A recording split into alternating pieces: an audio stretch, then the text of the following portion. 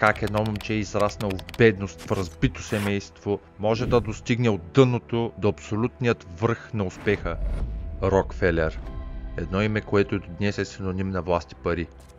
Той не просто е първият милиардер в света. Той е най-богатият човек в историята. Една история, която е колкото вдъхновяваща, толкова и зловеща. Неговата империя, Standard Oil, се превърнала в най-бруталният монополист в света, смазвайки конкуренцията и съсипвайки животите на хиляди хора по пътя си, третирайки бизнеса като война. За своите безкруполни действия и тъмни сделки, той не е просто създал много врагове.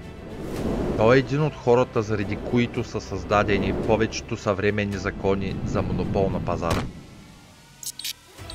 Това е историята на Джон Дейвисън Рокфелер.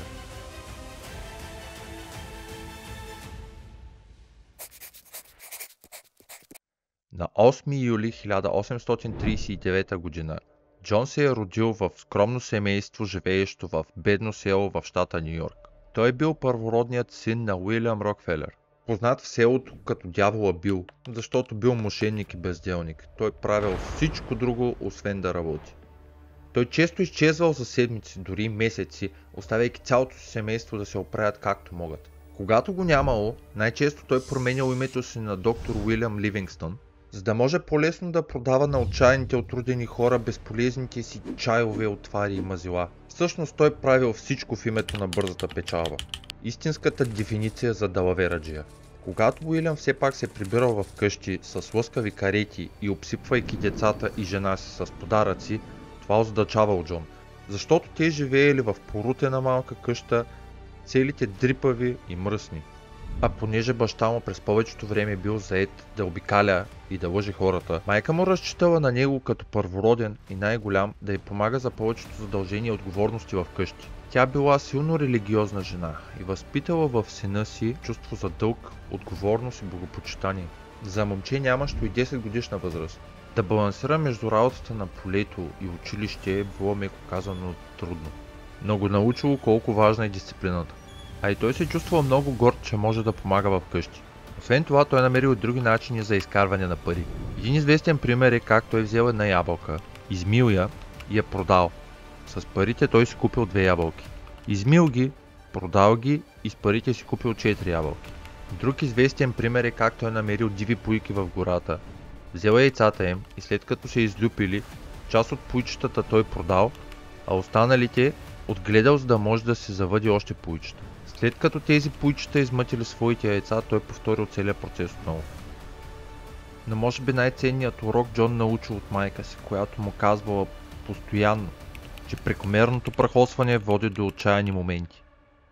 Семейството се мести в Кливланд, Охайо през 1854 г., където Джон най-накрая можел да посещава прилично училище. Бъдещето започнало да изглежда светло и Джон започнал да си мечтае как ще следва в колеж или ще продължи образованието си. Но заради екстравагантния живот на баща му и дългът, който чувствал да помага на майка си за вече 6 си по-малки братя и сестри, само година по-късно той бил принуден да прекъсне училище и да започне да се търси работа. След повече от месец търсене, той най-накрая успял да си намери работа в малка фирма, която имала нужда от помощ с счетоводството. И така Джон започнал работа без дори да знае колко ще му платят. Въпреки това той бил на върха на щастието, знаейки, че по този начин ще може да помогне на семейството си. 26 септември се превърна в по-важен ден от рождения му ден, отбелязан в календара като Деня на работата. По това време Рокфелер се поставил 2 големи цели. Едното било да направи $100,000, еквивалента на 3,5 милиона в днешни пари, а другото било да живее до 100 години. Последния работен ден на 1855 шефа на Джон му платил първата заплата – $50, което означавало, че той изкарвал около 50 цента на ден.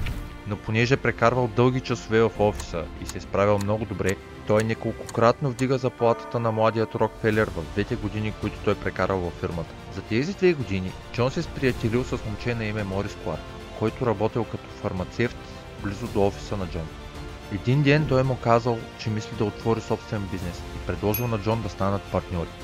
Първоначално младият Рокфелер се поколебал, тъй като имал хубава стабилна работа, но през 1858 година, когато фирмата му фалира, Той вече бил готов да пристъпи към следващата крачка и да отвори собствена фирма. С малкото спестени пари, които имали и с заем от братята на Морис, те създали Кларк и Рокфелер, което представлявало малък склад за препродаване на зърно, риба, боб, месо и други хранителни продукти. В началото работата била много тежка. Те често били изтощени от дългите часове в търсене на клиенти и изключване на сделки. Но благодарение на първата работа на Джон, той вече е имал изградени връзки и контакти, както и добра репутация с много от бъдещите им клиенти. Благодарение на това и неуморната им работа, след една година бизнесът бил голям успех. След 2 те започнали да разширяват бизнеса си. И когато най-накрая бъдещето започнало да изглежда светло, избухнала гражданската война. Това означавало, че момчетата трябвало да отидат в запас, но ако го направят, това значило, че бизнесът им умира. Единият вариант бил да платят по $300, за да бъде намерен техен заместник, но по този начин щели да загубят голяма част от клиентите си, понеже на това не се гледало с добро око по него време. Но Джон все още бил натоварен с отговорност да издържа семейството си. Затова двамата решили да платят сумата и да поемат риска. Тогава се случило нещо още по-неочаквано. Заради гражданската война, много от войниците имали нужда от храна и запаси на бойното поле, което довело до голям скок на цените и бизнесът им процъфтял още повече. През 1862 тяхната печалба възлизала на $17 000, което е около половин милион в днешни пари. Когато нещата изглеждало, че няма на къде да станат по-добре, нова възможност се отворила пред тях. Младеж на име Самуел Андърс търсил инвеститори. По това време, само на ден път от Пенсилвания, където се намирали Морис и Джон, бил намерен голямо находище на петрол. А Самуел открил, че когато смеси суровият петрол с сярна киселина, може да произведе керосин, който тогава бил все още ново изобретение и съответно формулата е била строго пазена тайна. Когато керосинът бъде запален, светил много по-силно и ярко от суровият петрол, който по него време бил използван за осветление. На Джон и Марис им се сторило добра идея да инвестират в други бизнеси, затова дали $4000 на Андрюс, за да създаде петролната си рафинерия. Но в началото те смятали това просто за страничен доход и не обръщали толкова много внимание. И оставили Андрю да се оправя сам с рафинерията си. С тази си инвестиция те не си дали сметка в какво точно са навлезли. След само година приходите от рафинерията били толкова големи, че Джон и Марис решили да продадат бизнеса си и да инвестират всичко в рафинерията. Но скоро целият този ентусиазъм бил заменен с съмнения и отчаяние. Те си дали сметка, че находищата на петрол не са постоянни и не са толкова сигурни и цялото това нещо приличало много на златната треска.